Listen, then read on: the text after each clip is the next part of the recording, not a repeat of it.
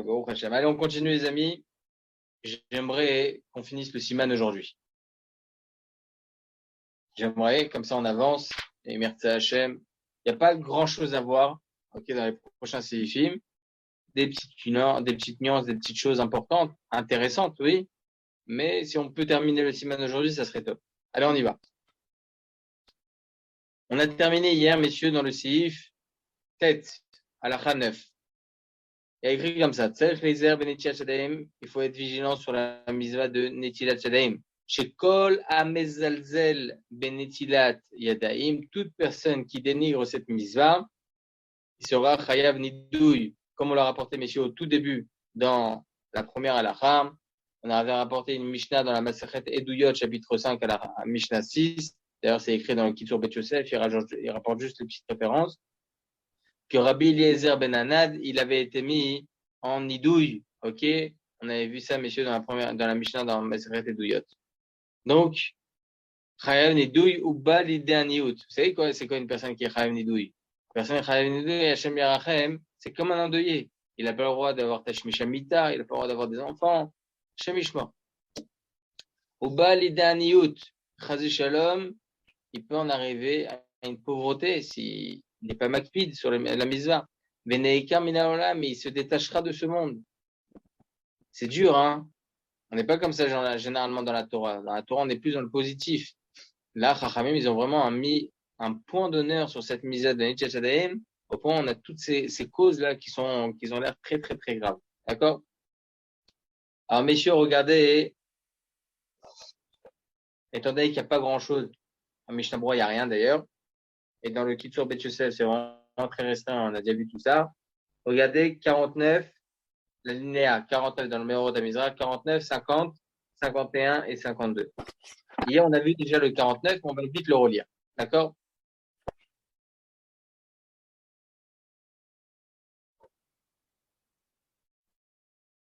Il faut être vigilant sur la maison de Netilat Shadaim. Ça, on a vu hier, avec Katav Ben Ishraï. Le Ben Ishraï, il écrit. Vous savez, messieurs, je vais vous dire quelque chose de très important. J'ai enregistré ce shiur sur Torah Box, donc normalement, il va passer, je sais pas quand. Mais on a les deux grandes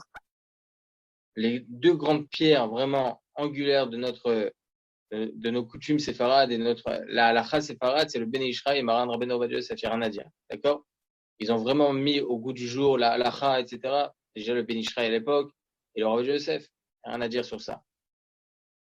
Et ce qui est très intéressant, c'est que le Ben Ishraï, il écrit dans 33 endroits. Parce que le Ben Ishraï, messieurs, il n'y a pas que le Ben Ishraï, le livre Ben Ishraï. Il a été appelé, c'est vrai, selon son livre Ben Ishraï, mais c'est un Kitzur d'Halachot, le Ben Ishraï. Rabbeinu Yosef Chaim, le Ben Ishraï, il a écrit plusieurs livres. Il a écrit Rav Berachot, Rav Pe'alim, Shul Torah, grand poskim, messieurs. Au point où Rav Yosef, il avait dit une fois à Rav Yosef, il avait dit, Godarav, on a tel et tel coutume en Hongrie, c'est ça notre coutume d'Hongrie. Rav Yosef, une fois, il a dit, mais d'où tu apprends que c'était la coutume d'Hongrie? Il dit, dans le Shul Torah Lishmo. Comme ça, il dit, le Rav Eliezer Vadin, mais Torah Lishma, c'est le Ben Ishraï de Bagdad. Quel rapport en Hongrie? Il dit quoi? Le Ben Ishraï, il était de Bagdad, il n'était pas d'Hongrie. Son pile-poule, ses tchouvotes, elles sont tellement, tellement importantes, messieurs, il a cru que c'était un pile-poule ashkenaz. Donc le Ben Ishraï, messieurs, c'était mais à la Teva, c'est au-dessus de la nature. Il écrit dans 33 endroits, le Ben Ishraï, qu'il est interdit de contredire l'opinion du Shulchan Aruch. Dans 33 endroits, il dit des mots qui sont extraordinaires. Et pourtant, il contredit le Shulchan Aruch dans plus de 100 endroits. Dans plus de 100 endroits. Comment c'est possible? Comment c'est possible? Et mis à part ces 100 endroits, Maran Rabbeinu Ovadia Yosef, il contredit le Ben Ishraï encore dans 100 autres endroits. Ça fait 2 endroits. Comment c'est possible? On a 3 grandes notions, messieurs, évidemment, je ne vais pas vous dire faire le cours maintenant. 3 grandes notions, messieurs, que Maran Rabbeinu Ovadia Yosef, il a mis en avant, qui sont rapportées dans les poskim. Que lorsqu'il y a une marloquette entre la Kabbalah et le Pshat, on suit le Pshat, le sens simple de la Lacha, le Talmud, le Shulchan Aruch. Le Ben Ishraï, lui, il n'est pas de cet avis. Il dit, on ne peut pas contredire le Harizal. Le Harizal, toute sa Torah, il a pris de Eliyahu Hanavi, c'était, voilà, c'est le ciel, c'est Akadosh Baruch Hu. Comment on peut contredire Eliyahu Hanavi? Comme ça, c'est l'opinion du Ben Ish Chai. Donc, lorsqu'il y a une marque entre la Kabbalah et Rabbi Yosef Karo, il suit la Kabbalah, le Ben Ish Chai. Maran, Ben on va dire Yosef, qu'est-ce qu'il dit? Il dit, Apitom. Mais c'est derrière Eliyahu Hanavi. La Torah lo b'shamayim. La Torah, elle n'est pas dans les cieux. Surtout qu'on est même cholek, messieurs, même sur le Rambam, Birlal. Regardez, il y a écrit comme ça dans le Siman Reshbet, Siman 202 du Shulchan Aruch. On verra Bezrat Hashem. C'est quoi la bracha du sucre? La bracha du sucre. Ou bien il y a une autre halakha, c'est quoi la bracha sur de la purée? On a écrasé des pommes de terre. Écrasé. Shulchan Aruch, il dit Adama. Le Rama, il dit Mapitom, ça a changé complètement, c'est Shahakol. Comment il tranche la halakha, le Ben Ish Chai? Shahakol. Pourquoi? Ça fait brachot laquelle? Il dit Ben Ish Chai. Ah, ça fait qu'Adama, Shahakol, c'est mieux de faire Shahakol. On est quitte, c'est sûr et certain. Maran, Rabbeinu Ovadia Yosef, il dit Mapitom. Quand est-ce qu'on dit ça fait brachot laquelle? Uniquement lorsqu'il y a une marloquette, si on doit ou pas faire la bracha. Lorsqu'il y a une marloquette, c'est quoi la bracha? On dit pas ça fait brachot laquelle, depuis quand? Est-ce que je mens si je fais Boré Pera Adama? Non, je mens pas. Ça sort de la terre. Cette purée, elle sort de la terre, en fin de compte. Donc, je mens pas. Vous voyez? C'est des grandes notions, messieurs. Ça fait brachot laquelle? Marloquette entre le Pshat et la Kabbalah. Regardez. Le Shulchan Aruch lui-même, il contredit les Rishonim. Le Gaon de Vina, écoutez bien ce que dit le Gaon de Vina. Il dit, attends, ce que dit le Torah Lishma, il dit comme ça, le Harizal qui a écrit la Kabbalah, messieurs, c'est pas seulement d'Eliyahu Hanavi. Est-ce que le Harizal, dans sa grandeur, il n'avait pas des chidushim à lui? Il n'avait pas des halachot à lui? Évidemment que si. Donc, même si tu dis que ça vient d'Eliyahu Hanavi, est-ce que tu penses, Berchalal, c'est tout d'Eliyahu Hanavi? Non, ma pitom. Donc, si on contredit le Harizal, si on contredit même le Rambam dans le Bet Yosef, regardez par rapport à la bracha du sucre. Dans le Siman 202, Marloquette, c'est quoi la bracha du sucre? On prend de la canne à sucre, ok? On prend cette canne à sucre, messieurs, on la met dans l'eau. On la fait bouillir très longtemps, ok? Très longtemps. Au point où l'eau s'évapore et le sucre, shekat alenu betocho, ok? Le sucre, il reste en dessous. D'accord? Et c'est comme ça que ça devient du sucre. C'est la canne à sucre. Marloquette dans les poskim. Selon le Baal Hachot Gedolot, c'est Sheakol. Selon le Rambam, c'est Adama. Selon d'autres poskim, c'est Boré Peraetz. C'est quoi la halacha? C'est quoi la halacha? Il dit, Maran à Shulchan Aruch, ça fait brachot laquelle? Sheakol. Je dis, pourquoi tu dis ça fait brachot laquelle? C'est une marloquette sur quoi? Sur quelle bracha? Il dit, Maran Rabbeinu Ovadia Yosef, là-bas, c'est totalement différent. Regardez la force du Rav Ovadia, c'est pas stam de suivre le Shulchan Aruch. C'est aussi d'expliquer les nuances dans le Shulchan Aruch, des petites virgules, la finesse d'un cheveu, messieurs. Il explique, là-bas, c'est totalement différent. Le sucre, est-ce qu'il existait, Birlal? Il n'existait pas, ce sucre-là. Il n'était pas présent. Visuellement, il n'était pas présent. De la banane qu'on écrase, d'une pomme de terre qu'on écrase, c'est la pomme de terre, la banane. Ça, c'est présent. Et lorsque vous avez une canne à sucre, vous le voyez le sucre? Non. Vous faites fondre, pardon, vous faites bouillir jusqu'au point où le sucre, il sort de cette canne à sucre. Là, c'est quelque chose de Khadash. Panim Khadashot, Baolekan. Comme ça, il dit le Shutara de base, Rabbi David Ben Zimra, qui était le Abedin du Shulchan Aruch. Panim Khadashot, Baolekan. Donc, c'est quelque chose de nouveau. Là, on dit, ça fait brachot de laquelle? Birchal, c'est possible que si je fais Adama, c'est faux. C'est faux. C'est quelque chose de nouveau. Ça sort pas de la terre. C'est faux. Comme ça, il dit Rabbi David Ben Zimra, comme ça, il tranche Maran Rabbeinu Ovadia Yosef.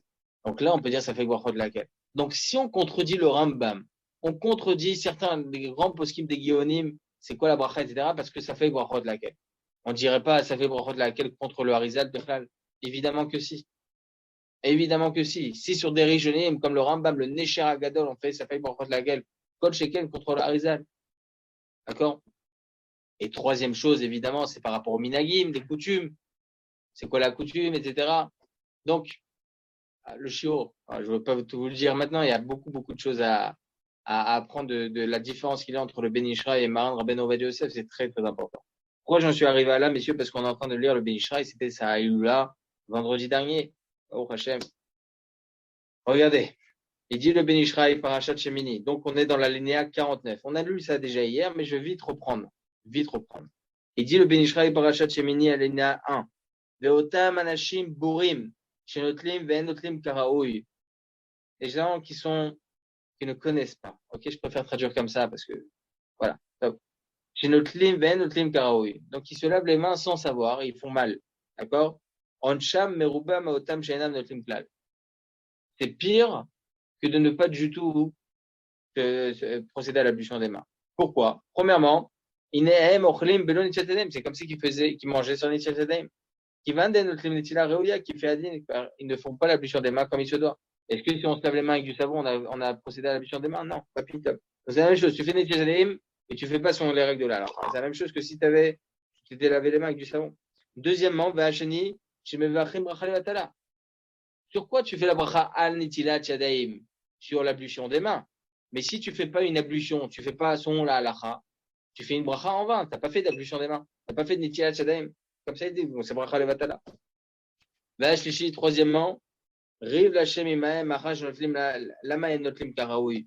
Il dit à Kadosh Baruch Hu qui est loup, attends, le gars, qu'est-ce qu'il va faire? Il va faire nitilat yadaim. En quoi ça le dérange de faire comme il faut la misva? Maïf cède et je en quoi ça le dérange? En quoi il perd quelque chose? En quoi c'est un joug? En quoi c'est une charge pour eux de procéder à une ablution en bonne et due forme? La roi lève. Si ce n'est de dire que cette personne est mauvais. C'est pour ça qu'une personne qui craint Kadosh Baruch Hu, il devra être vigilant, il devra aussi avertir les autres. Baser la sot à misvot ketikuna, de faire cette misva-là comme il se doit selon les règles de la halakha. D'accord? Regardez maintenant la linéa 50, messieurs. Qu'est-ce qu'on a dit? J'ai kol à mezalzel, toute personne qui dénigre cette misva. Qu'est-ce qu'on a dit dans la halakha? Hein? J'ai kol à mezalzel, benishatem, chayav nidoui. Ok? Il dit comme ça, avec katav akafachaim, beshem amate Yehuda. C'est qui le kafachaim? C'est Rabbi Chaim Sofer. Ok? Parce qu'il y avait deux kafachaim. Le Kaf Chaim Faladi, Rabbi Chaim Faladi de Izmir, ok, Rabbi Chaim Sofer, d'accord, deux grands Kaf Chaim. Là, c'est Kaf Chaim Sofer, Rabbi Chaim Sofer, d'accord, le Kaf Chaim qu'on connaît. Il dit au nom du Maté Yehuda. C'est qui Maté Yehuda? Rabbi Yehuda Ayash, grand rabbin d'Algérie. Il dit comme ça. Shinire Shearonshim Shekatav Maran, Aïnou le Mish Mezalzel Bat Tamid. Évidemment. Et il donne quand même un srout au Ham Israël, messieurs. Regardez ce qu'il dit. Il dit tout ce qu'on a dit, Kol HaMezalzel, tout de suite, qui dénigre, alors Chayav Nidouy, Neiker Mina Olam, Balide Aniyut, tout ce qui a été dit par Maran, c'est uniquement une personne qui, toujours, il fait comme ça, il dénigre tout le temps, il fait pas attention à sa Netzitadaim tout le temps. Et car il paraît chez Shonori. Comme ça, donc, on peut expliquer sa parole. Regardez. Il faut être vigilant sur la misère de Netzitadaim. Aïno Afilou peut pas amachat. Même une fois. Car ils ont tellement mis un point d'honneur sur la punition d'une personne qui dénigre cette misère tout le temps. Il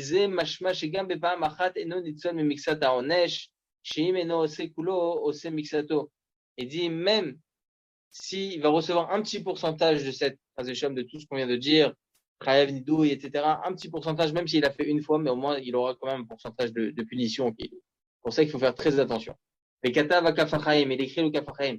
Chez Kol Zedavka Bemi, chez Mezadem et Mechamat Tatslut. Ça, c'est tout le temps une personne qui fait ça par fainéantisme.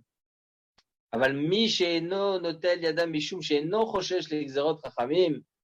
Mais si une personne atteint, il ne fait pas Nitchajadim, il se dit, ah, ça va, c'est que nos Chachamim qui ont dit ça, c'est pas de la Torah, on s'en fout. Nikra Mezalzel Afilou Pas Machat. C'est considéré comme une personne qui dénigre, même s'il l'a fait qu'une seule fois, cela. Et donc il sera Chayam Nidouy, Validan Yud et Neikar Minaola. Et la reine, c'est pour ça qu'il faudra faire savoir aux femmes qui ne font pas très attention à les Sejadaim, Kedesh Izaru Arbe Blainara. Je vous dis, Baruch Hashem, on va rapporter un top pour l'homme Israël. Plus les années elles avancent, et plus on voit que Baruch Hashem, tout le monde est makpid, ils font très attention, tout le monde fait très attention à cette misot. Moi, je vous dis, je reçois tous les jours Blainara beaucoup de chélotes. Et il y a beaucoup de femmes qui posent des chélotes. Vodarav, j'ai ma bague, j'ai oublié d'enlever ma bague pour Nitya Shadaim. Blainara, elles connaissent. Baruch Hashem, les Tivuta. Tov, en tout cas, il faut bien apprendre les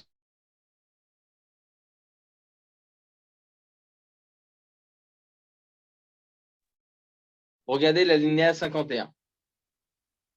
ou balidaniut, la personne peut en arriver à la pauvreté, ou keshem she'aonesh kach, le mi shemezazel ba'akach asara le mi shezoche litol ledav karaoui, shegorem la'asmo bracha milemala, sheshore bracha al yadav, ou mitbarech ba'ashirut. Ah, ça fait du bien d'entendre ça.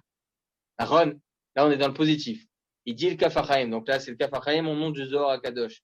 De la même façon que la punition d'une personne qui ne fait pas comme il se doit, la Netilat Yadayim, c'est la pauvreté. Une personne qui fait comme il se doit et qui apprend bien ses halachot et qui fait comme il se doit, Netilat Yadayim, HaKadosh Baruch Hu l'enverra une bracha sur ses mains.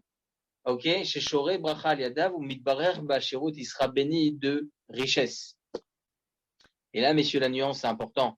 Lorsqu'on parle de richesse, c'est avoir une richesse dans ce que l'on a. Pas selon le nombre de zéros, mais plutôt que le nombre de zéros soit béni. C'est tout. D'accord? C'est important de le savoir. Ah, mais Rav, j'ai pas reçu 50 000 shekels cette année. Excusez-moi, Rav. Oui.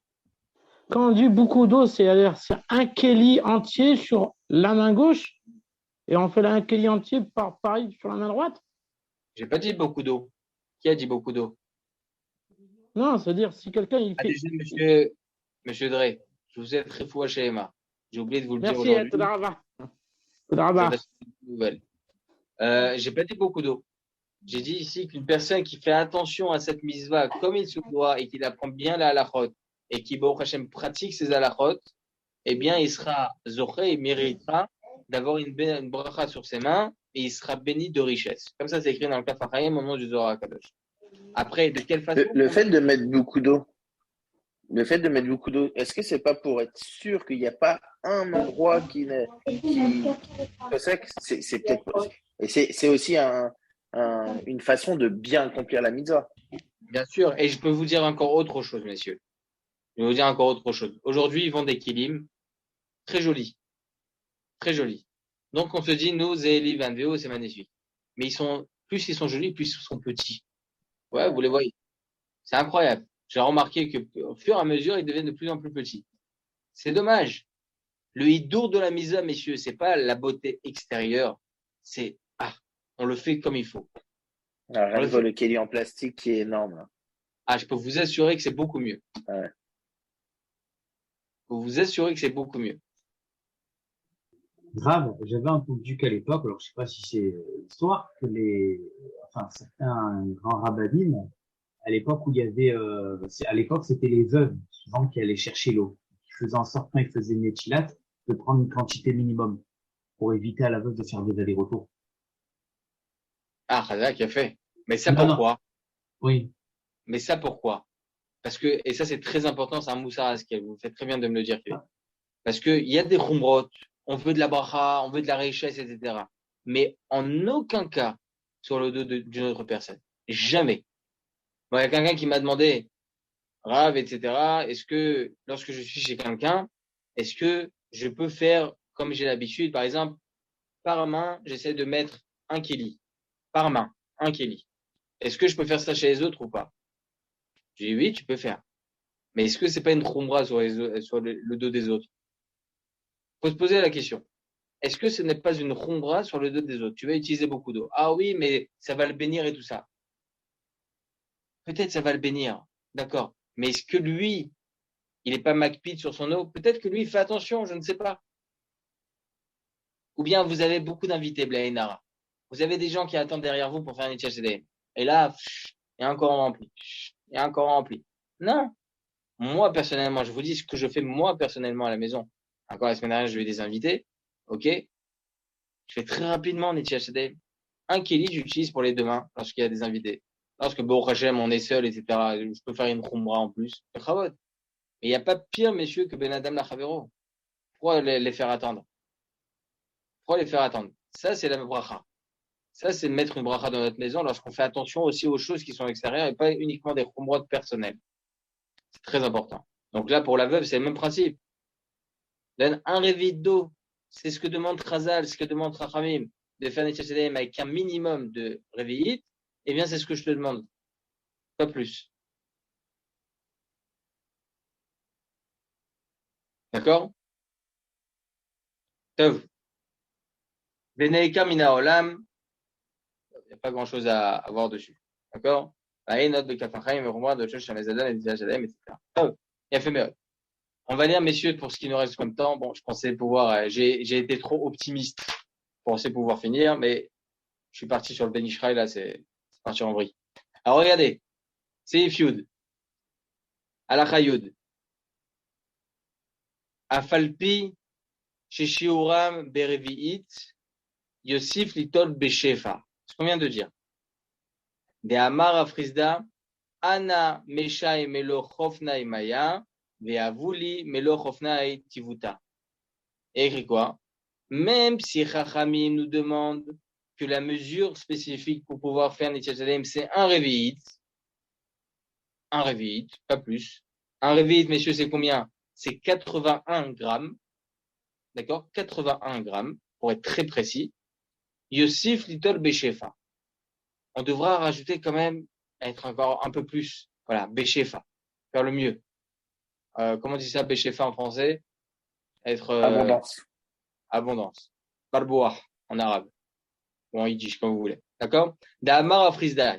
Et dire Afrizda. Ana Mesha et Melo Chofna Maya. Ok? S'il te plaît, verse-moi Melo Chofna Maya. Donc, une quantité d'eau complète sur mes mains. Ve'avuli Melo Chofna Tivuta. Et grâce à cela, viendra sur mes mains Melo Chofna Tivuta. Donc, une main remplie de bonté. Comme ça, il dira Afrizda. On apprend de là. D'accord? Le Kitsur Bet Yosef, il n'est pas ici. Il est tout derrière. Je vais vous lire rapidement. D'accord? C'est la page Zaïn, la page 7, dans les Milouim, tout derrière du Mishtabura. Je vous lis rapidement, hein, ces 5 lignes. D'accord? D'où on voit ça? C'est quoi la source de cela? Où c'est important, Kadosh Baruch Hu donne la bracha lorsqu'on fait Beshefa. Elle est écrit comme ça. Ad Amrina Vegmara. C'est rapporté dans la Gemara, traité Shabbat, Samer Bet, Amud Bet, 62b. Amezalzel Netilat Yadayim Balidé Aniut. Personne qui dénigre cette mitzvah, il en arrivera à la pauvreté. Amar Rava, Rava il vient nous apprendre, Lo Amran Elad de lo Maseh Yadeh, Aval Maseh, Velo Maseh, Let Lanba. Une personne qui fait de temps en temps ce qu'il faut et des fois non, là on va pas dire qu'il aura, on peut pas dire qu'il peut en arriver à la pauvreté. Au Piresh Rashi Maseh, Velo Maseh, chez Nor, Ochez, Meshachef, Fiafé, la Meat Maï. Ah non, pardon, je me suis trompé dans le Pirouche, excusez-moi. Au Piresh Rashi, donc l'explique Rashi, c'est quoi? Massé, vélo massé. Ça veut dire quoi? Chez Nor, Ochet, ou Meshachef, Fiafé, la Meat Maï. Il fait Netilat Yadayim, mais avec un peu d'eau. Qui gagne réveillite, mais tout ça. Donc, Bidiou, 80 grammes. Va Sikna Ale, Velav Miltaï, Amar Afrizda, Anna Masai, Melo Chofna Maya, Veovulu Male Chofna Tivuta. On peut pas dire que la personne, c'est pas bien ce qu'elle fait lorsqu'elle elle fait uniquement avec un réveillite. C'est la halakha. Après, est-ce que c'est mieux? La Gemara vient nous apprendre, Velav Miltaï, donc la halakha, il faut savoir que ça suffit un réveillite, mais c'est mieux d'utiliser plus, comme elle dit la Gemara au nom de Rafrizda, Ana Masai Malé Chofnai Maya, Viavuli Malé Malé Chofnai Tivuta, comme on vient d'apprendre ici dans le Shulchan Aruch. En tout cas, de là, on apprend, messieurs, que la halakha, certes, c'est un réveillite, mais celui qui veut, Bezrat Hashem, avoir de l'abondance, alors il se doit d'être un peu plus intransigeant sur la quantité d'eau et essayer de faire le plus possible. Voilà. Est-ce que, messieurs, il y a des questions?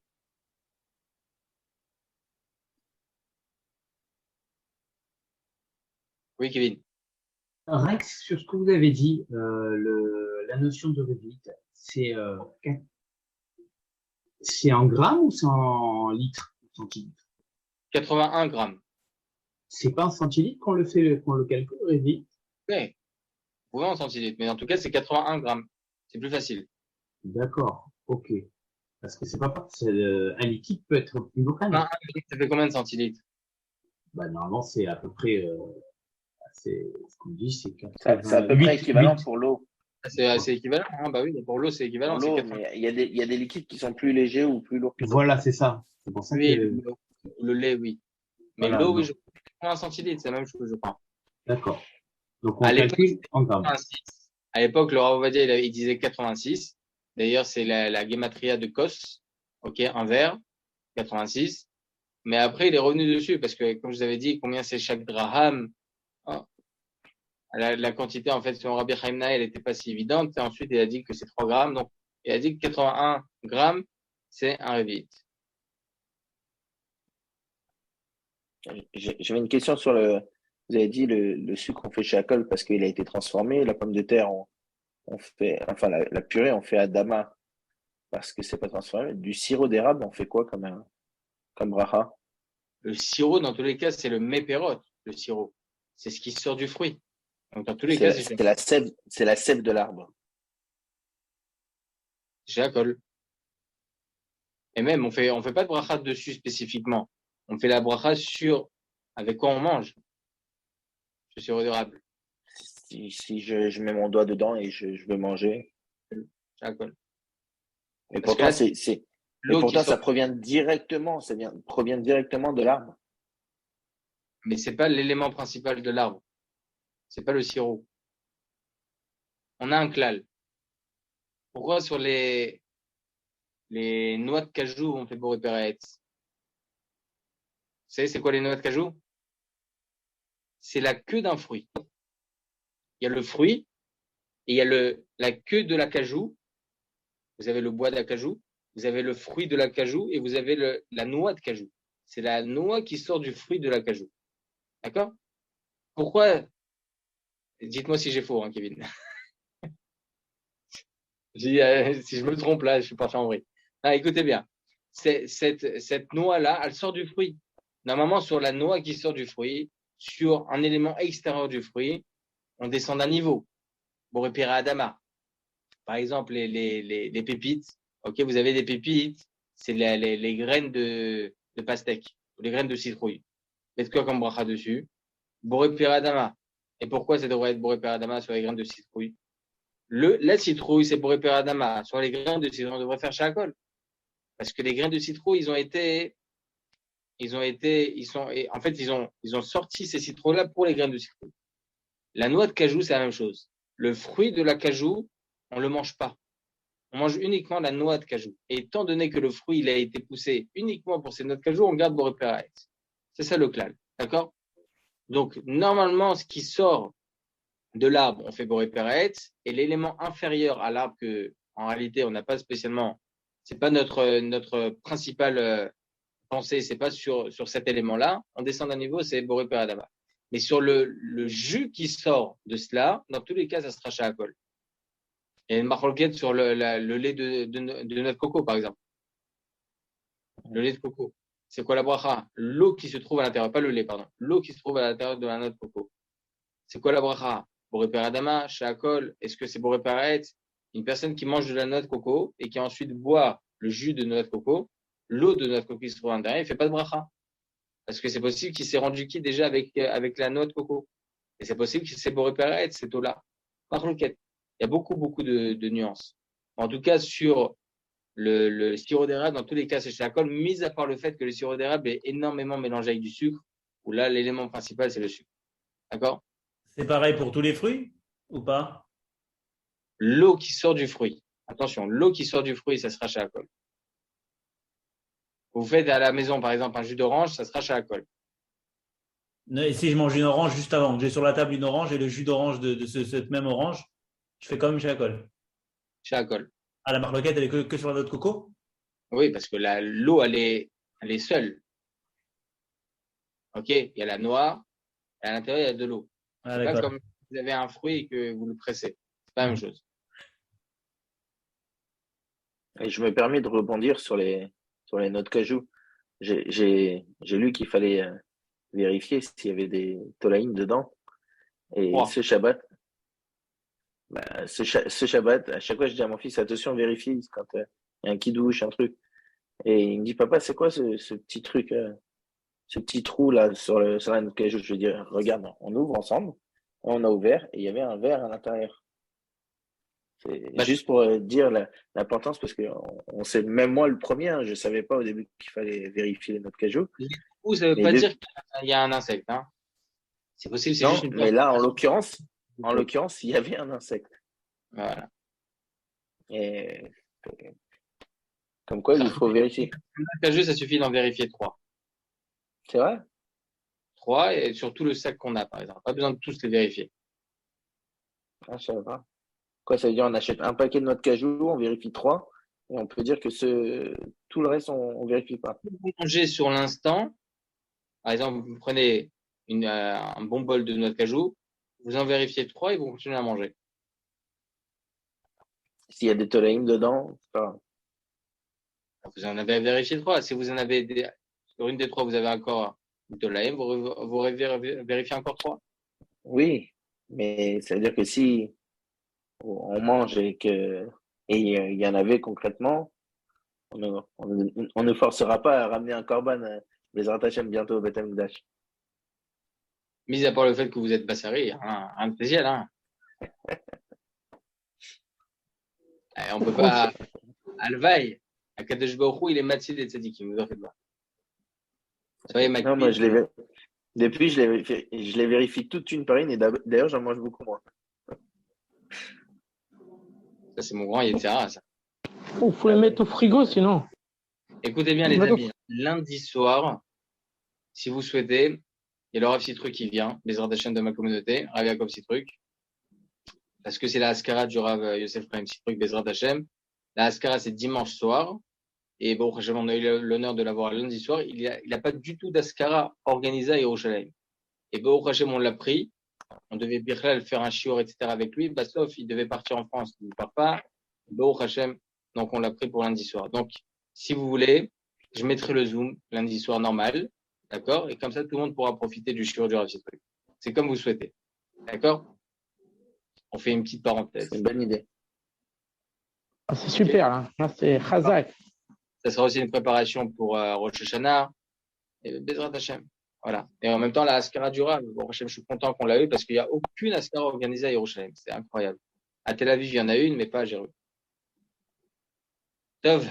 Voilà, les amis. Je vous souhaite à tous un très Bessorot Tovat à tous et Bezrat Hashem. On se retrouve dimanche soir. Chazak, Shabbat Shalom. À vous tous.